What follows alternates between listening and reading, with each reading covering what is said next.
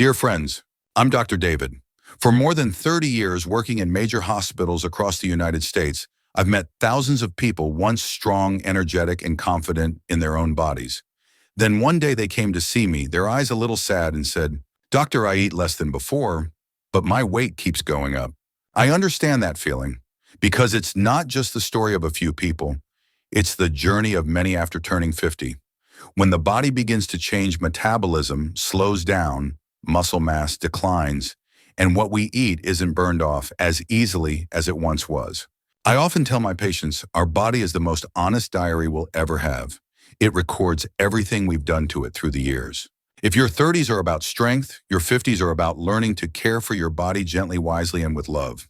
I remember a patient named Linda, 58. She used to be a PE teacher, always active. But just a few years after retirement, she gained more than 20 pounds, even though she said she ate very little. Linda felt lost and sad, not because of how she looked, but because she didn't feel like herself anymore. And I told her, "Linda, your body hasn't betrayed you. It's just changing, and it needs a new kind of love." Have you ever felt that way? When you look in the mirror, you see someone who looks like you, but not quite, a little more tired, a little heavier. Not just in weight, but in spirit. The truth is, weight gain after 50 isn't just about eating too much. It's about a body that no longer burns energy the way it used to. As we age, the body stores fat more easily, especially visceral fat, the kind that wraps around your liver, heart, and intestines. You can't see it, but it silently triggers problems: diabetes, heart disease, high blood pressure, joint pain, even memory loss. But here's the good news: you can still change it. I've seen hundreds of people in their 60s and 70s lose weight, regain energy, and more importantly, rediscover confidence and freedom in their own bodies. And today I want to begin that journey with you, not through strict diets, but through understanding and small daily choices. Because sometimes just changing one small thing, the way you eat, the way you think, can open a new chapter of midlife, lighter, healthier, and happier. My dear friends, I know talking about weight is never easy, but sometimes we need to face the truth, not to fear it, but to understand it. Being overweight isn't just a number on the scale. It's your body's way of sending a message something inside is out of balance. When fat gathers around your belly, your liver, your heart, it doesn't just sit there quietly. It releases inflammatory substances, disrupts hormones, raises blood pressure, blocks insulin, and slowly opens the door to chronic diseases. One of my patients, Robert, 64, a retired electrical engineer, came to see me because he was constantly tired with occasional chest pain and trouble sleeping. The test showed his visceral fat and fatty liver levels were twice the normal range. He looked at me a little worried and asked, "Doctor, I'm just a bit overweight. Why is it so serious?" I gently said, "Robert, belly fat isn't just about appearance. It's where many invisible diseases begin. Science shows that visceral fat increases the risk of heart disease, type 2 diabetes, high blood pressure, and stroke. It also triggers inflammation that affects memory, joints, and even mood. Many people tell me they're just a little overweight, but in reality, every extra pound adds strain to the heart, liver, and joints. I want you to imagine this. Your heart, an organ that never rests, has to pump blood through every vessel, every minute, every hour, every day. When you gain 10 or 20 pounds, your heart must work harder nonstop for years. No machine can handle that kind of overload forever, not even the heart. But the most concerning part isn't the medical chart. It's that we lose the simple joy of living lightly in our own bodies, feeling tired when climbing stairs, struggling to tie our shoes, sleeping poorly, waking up exhausted. Those are signs that your body is calling for help, a gentle reminder that it's time to change. I've seen many people after 60 regain their health simply by adjusting their diet, walking daily, and sleeping better. They tell me, "Doctor, I thought it was too late, but my body still wants to live. I just had to listen." And that's what I want to remind you today. It's never too late to start. We can't turn back time, but we can choose to live differently so the years ahead aren't ruled by weight fatigue or illness. Because in the end, health isn't just the absence of disease. It's waking up each morning feeling truly alive. Food number one, refined sugar, the sweet but dangerous enemy. My dear friends, I know when we talk about sugar, many of us sigh. Because sugar is everywhere, in that morning pastry, in the healthy glass of juice, in the low-fat yogurt cup, and even in foods you'd never expect: sauces, bread, and canned soups. I often tell my patients, nicotine makes people addicted to cigarettes, but sugar makes the whole world addicted without realizing it. It sounds exaggerated, but it's true. Every time you eat sugar, your brain releases dopamine, the pleasure hormone. You feel good, relaxed, happy, but soon after your blood sugar drops and you crave even more. That's how the vicious cycle of dependence begins, and you lose control over your cravings even when you know they're hurting you. I remember a patient named Margaret, 67 years old. She came to see me with high blood sugar, high cholesterol, and constant fatigue. She told me, "Doctor, I don't understand why I'm tired all the time." When I reviewed her diet, I asked, "Do you drink fruit juice every morning?" She smiled. "Of course, doctor, I only drink fresh orange juice. It's good for me." I smiled back and said, "That glass of orange juice contains about 3 tablespoons of sugar." She was silent for a moment, then sighed. "So I've been drinking my illness every morning." Refined sugar doesn't just make you gain weight, it's also a powerful inflammatory agent. It damages blood vessels, causes insulin resistance, raises bad cholesterol, and weakens immunity. After 50, when metabolism slows, sugar that isn't burned becomes fat stored around your belly, liver, and heart. A Harvard study once showed that people who drink sugary beverages daily have a 30% higher risk of heart disease compared to those who rarely do. And the sad part is, most people don't even realize how much sugar they're consuming because it hides in almost every processed food. I want you to imagine this. Each time you skip a spoon of sugar in your coffee or say no to that soda after lunch, you're not just cutting calories. You're helping your heart beat easier, your liver breathe better, and your body detox a little more each day. I never tell my patients to quit sugar completely because life needs sweetness. But I always say, let the sweetness come from natural things, from fruit, from a smile, from the joy of waking up healthy. Because you know what? No dessert tastes better than the lightness you feel inside when your body is truly healthy. Food number 2, white bread and refined carbs. Empty carbs that keep you hungry. My dear friends, if sugar is the sweet culprit quietly making you gain weight, then white bread and refined carbs are the familiar friends we can't seem to part with, even though they quietly expand our waistline. I understand. Who doesn't love the smell of freshly baked bread or a warm bowl of noodles at night? But after 50, our bodies no longer handle carbs the same way. When you eat white bread pasta or white rice, they quickly turn into sugar in your blood. This sudden spike makes your insulin work overtime to clean up. The result, most of it gets stored as fat, especially around the belly and liver. One morning I remember Margaret, the same patient from earlier, asked me, "Doctor, I've cut down on sugar, but why can't I lose weight?" I asked, "What do you have for breakfast?" She said, "Just a slice of white bread and a glass of orange juice, very light." I smiled. You're starting your day with 2 forms of sugar. Many people don't realize that refined carbs like white bread, pasta, white rice, cookies, or fries raise blood sugar almost as fast as candy. And when your sugar level drops again, you feel hungry, tired, and crave more, creating a never-ending cycle. Science calls this the carb craving cycle. The body gets used to quick energy, so when it's missing, it screams for more. As we age, insulin regulation weakens, and that cycle lasts longer. Imagine this. Every time you choose a full bowl of white rice instead of a small one, with extra vegetables, your body faces a sugar flood. But every time you swap white bread for oatmeal, whole grain bread, or brown rice, your body can breathe again. Blood sugar stays stable, you feel full longer, and cravings fade. I've seen many patients lose 6 to 10 pounds in a few months simply by changing their carbs, no strict diets needed. A 61-year-old man once told me, "Doctor, I can't believe just switching to brown rice stopped my afternoon fatigue." I smiled and said, "Your body is thanking you. It just speaks through less tiredness."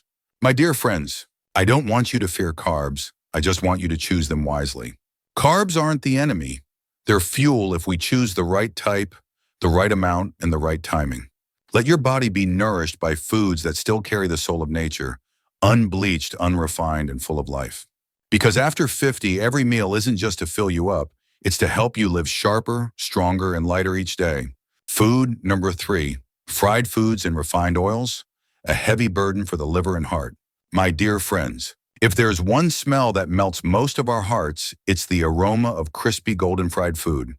From French fries to fried chicken or fish, these dishes remind us of warm family meals and joyful weekends.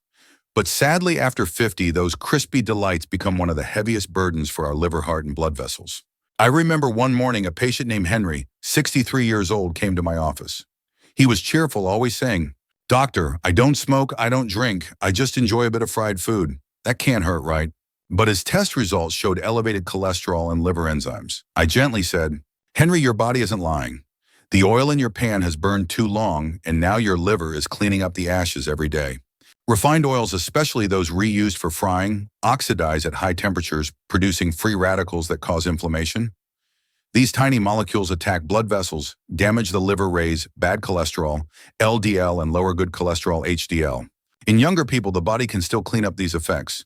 But after 50, detoxification and recovery slow down. Each fried meal takes days for your body to recover, and most people eat more before it even gets the chance. What I notice most in my patients is this: they don't eat too much, they just eat the wrong kind of fat. They fear animal fat, so they switch to refined vegetable oils, believing they're healthy. But not all vegetable oils are truly healthy. Canola corn and soybean oils, once refined at high temperatures, lose their natural structure, leaving behind distorted fatty acids the body struggles to process. I once explained to Henry, our body is like a machine designed for a specific kind of oil. If you use the wrong one, it still runs, but it wears down quietly inside. From then on, he switched to extra virgin olive oil and avocado oil, limited frying, and started steaming, baking, or sautéing lightly instead. 3 months later, his results improved dramatically, and he told me, "Doctor, I still enjoy my meals, but now after eating, I don't feel heavy or tired anymore." My dear friends, I'm not asking you to give up fried foods completely, because sometimes a crispy treat brings joy. But I want you to eat consciously. If you must fry, use fresh oil, avoid reusing it, and keep the temperature moderate. Whenever possible, choose steaming, baking, or boiling. Instead, your body will thank you with a healthier liver, a lighter heart, and deeper sleep. Because after 50, every meal doesn't just nourish your body, it honors the years you still have.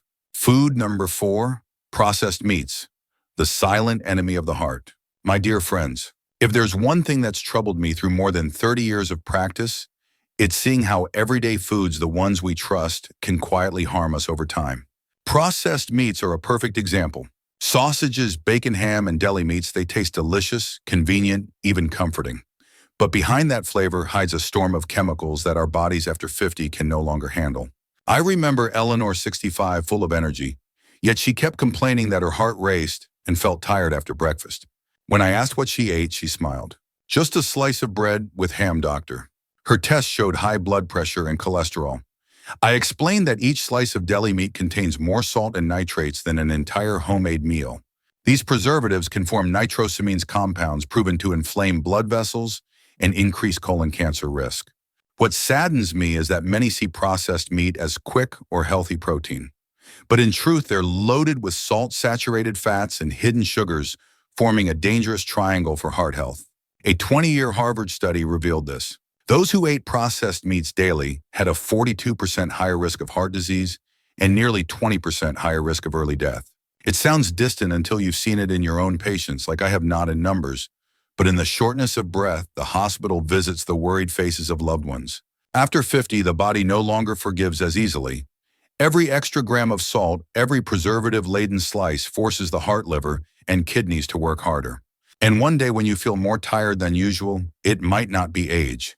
It might be the quiet accumulation of all those convenient meals. I once told Eleanor, "You don't have to give it all up, just make better choices. Choose fresh meat, boiled, steamed, or lightly grilled.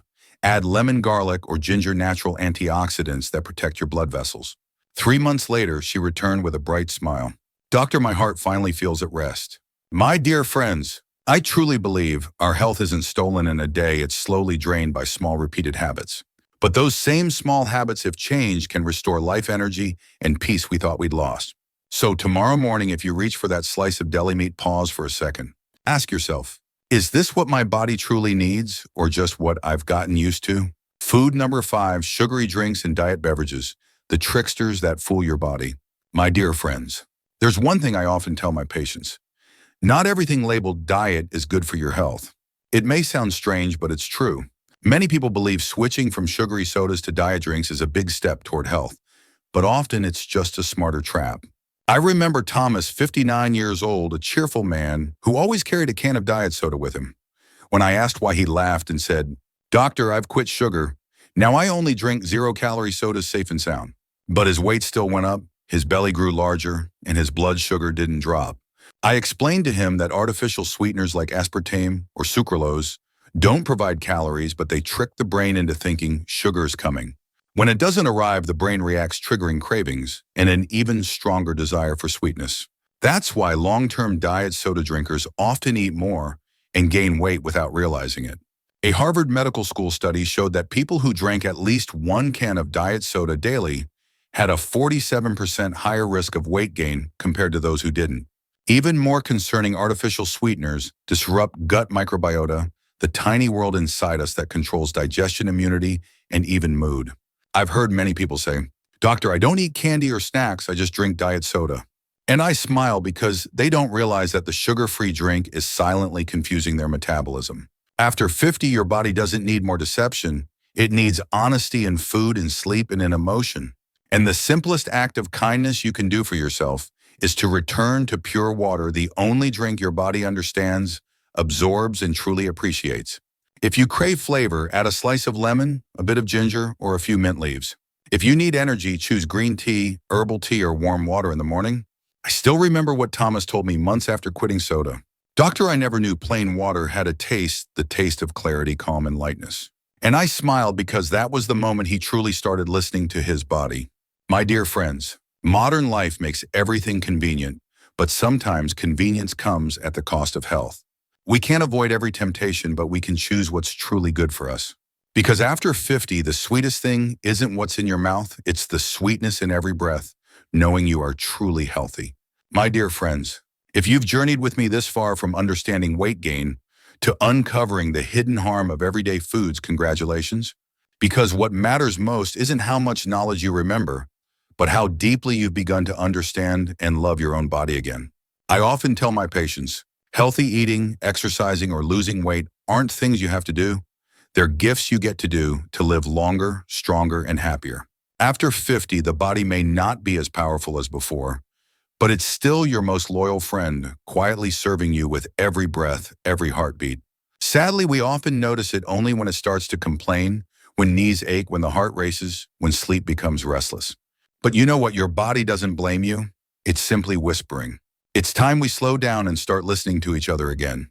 I remember one afternoon, a patient named Maria, 70 years old, who had lost more than 25 pounds in a year, came to me, held my hand, and said, "Doctor, I'm no longer afraid of mirrors. I feel alive again." I asked her, "What helped you change like that?" She smiled. "I stopped fighting my body and started listening to it." That sentence stayed with me forever. Because that's what true health is, not from control, but from understanding. My dear friends, if you're on a journey to find balance, don't start with fear. Start with one small, honest choice. Less sugar, more greens. Fewer fast meals, more shared walks. One glass of water instead of a soda. And most importantly, smile at yourself. Because every small change today is a promise to your future. We can't turn back time, but we can always choose to live differently from tomorrow. I know this journey isn't easy. There will be days you feel tired, lazy, or discouraged. But when that happens, remember this. You don't need to be perfect. You just need to be patient and kind to yourself.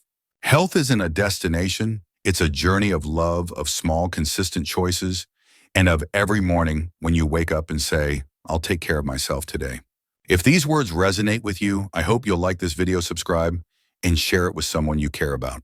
Because maybe that small act will inspire someone else to begin their own journey just like you are today. Remember, health isn't a gift you're given. It's a habit you build one day at a time. And I believe if you're still listening to these final words, it means you're ready for that journey, a journey of freedom, lightness, and living well from within. See you in the next video. I'm Dr. David, and I believe age is never a limit as long as you choose to live fully each day.